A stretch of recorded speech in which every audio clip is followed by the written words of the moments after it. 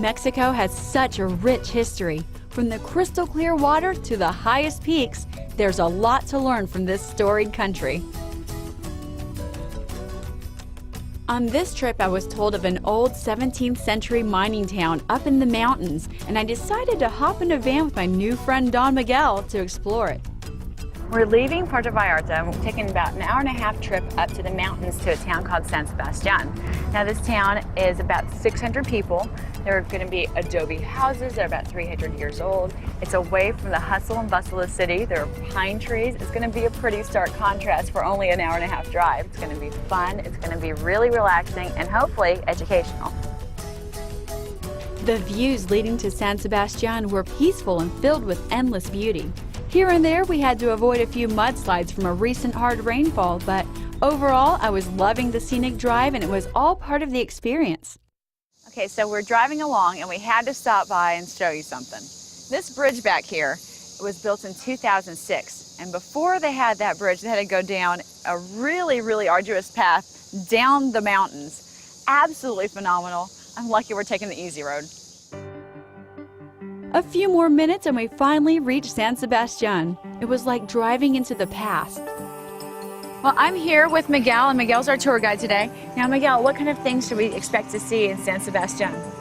A little sleeping town, a place of only 600 people with no gas stations, with no banks, with no city buses, no taxis. So would you say it's kind of frozen in time? It's a little town that is still like it used to be in 1920. One of the main attractions in San Sebastian is La Quinta coffee plantation, which is so charming. The family that runs this organic operation is so gracious and nice. It's an experience all on its own. So this is a coffee tree. The brand that you see here is called Arabica. This is the kind of tree brought in from Spain. Last time I ordered coffee, it was just walking in, say, hey, I want this, and I get this really strong cup of coffee. But I didn't realize the process that went along with it. It smells amazing. I wish you could smell this. It smells absolutely amazing. Okay. They also have some candies here that the lady makes. This is a candy named as Garapiñado. It's made out of peanuts and sugar. Is this it? That's the one that they have here. Try it, and it's really Really great. good. As well as they have this candy made out of guava. Oh my God, this is so much fun. It was so educational. Now I know where my coffee comes from. So I want to see the rest of town though. Okay, let's go. Looking around, I could sense the deep history of this small village. The old church, the worn cobblestone streets, the sense that just 400 years ago, Spanish conquistadors walked through here was truly palpable.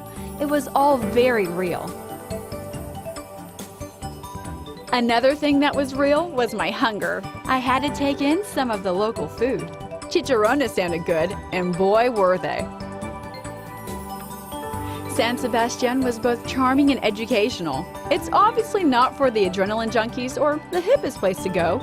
Yet what San Sebastian represents is the rich culture and deep roots that helped form Mexico. It's an experience that will stay with me for some time to come.